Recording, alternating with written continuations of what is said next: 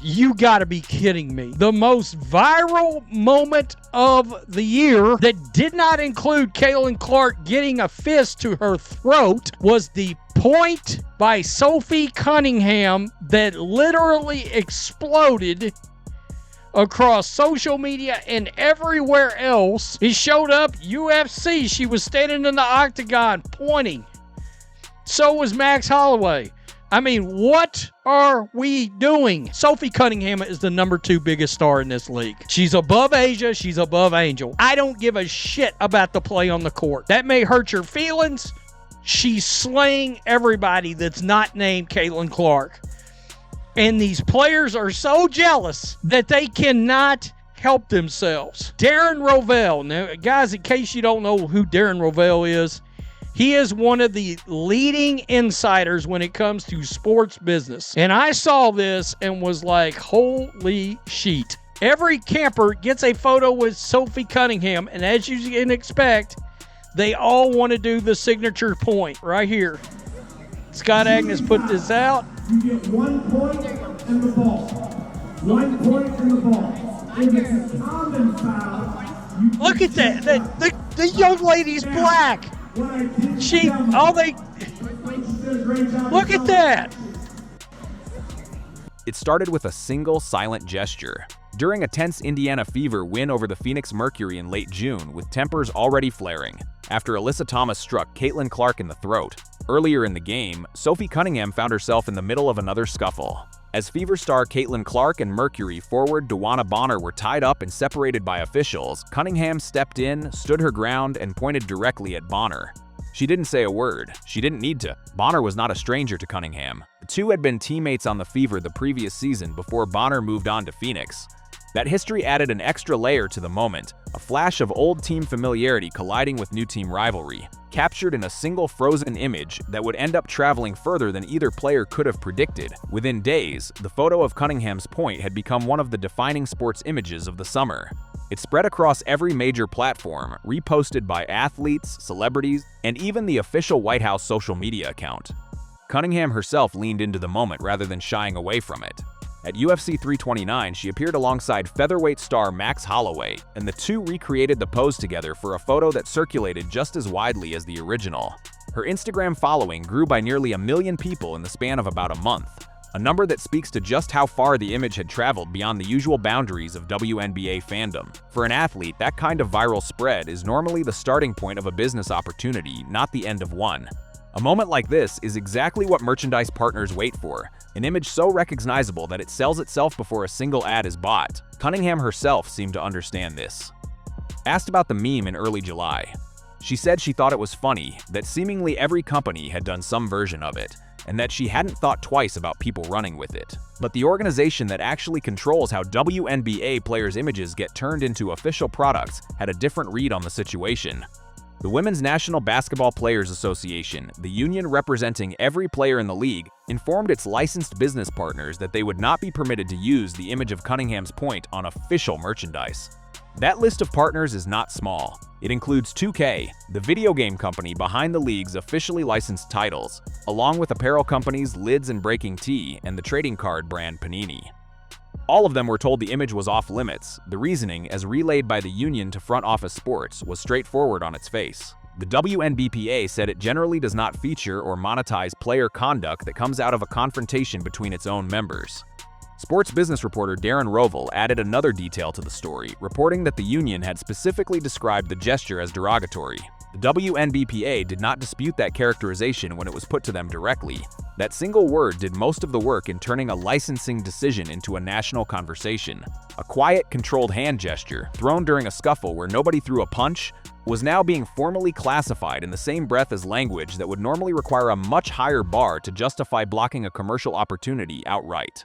For a league working hard to capitalize on a surge of new attention, turning down free, organic promotion over a policy technicality struck a lot of observers as an unforced error. It is worth being precise about what the union actually did and did not do, because the details matter more than the headline. The WNBPA did not fine Cunningham. It did not suspend her. It did not restrict her personally from making money off the moment. What it blocked was the group licensing pathway, the mechanism that lets official partners use player likenesses collectively, without negotiating with each athlete individually. Under that system, when the union says no to a particular product, the officially licensed vendors have to walk away. That leaves Cunningham with an important and often overlooked option.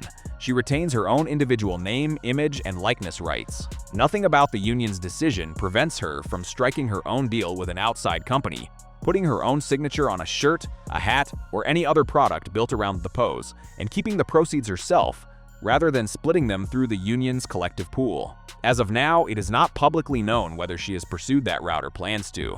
But the option is hers, and it is one of the more interesting wrinkles in how modern athlete compensation actually works.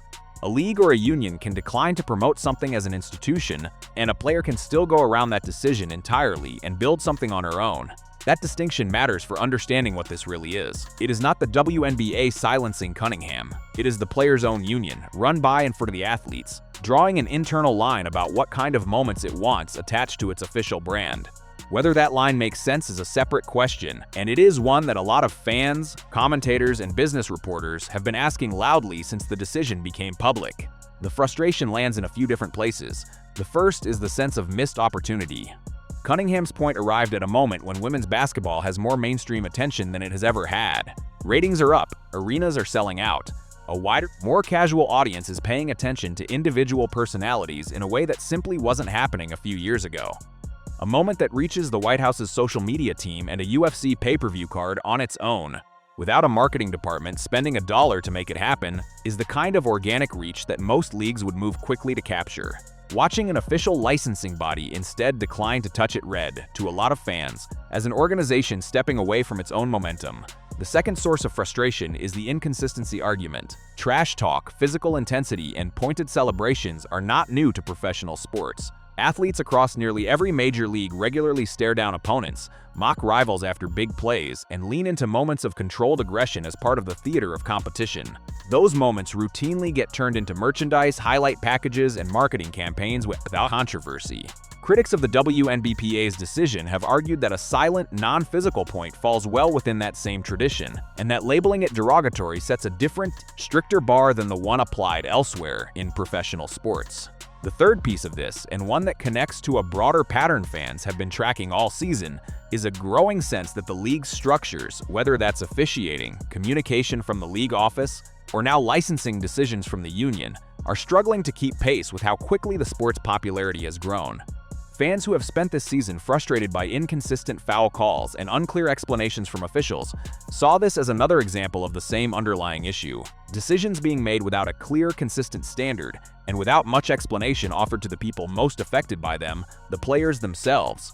The union's own explanation, once you read past the word derogatory, is actually a fairly narrow policy statement. Its stated position is that it does not want to build official products around moments that came out of direct confrontations between its own members, regardless of who those members are or how the moment played out. Read that way. This isn't really about Cunningham individually. It's a blanket rule that would presumably apply the same way if the roles were reversed and Bonner had been the one making the gesture. The union is drawing a boundary around confrontation as a category, not making a judgment specifically about Cunningham's character or conduct. Whether that boundary makes business sense is where the real debate lives.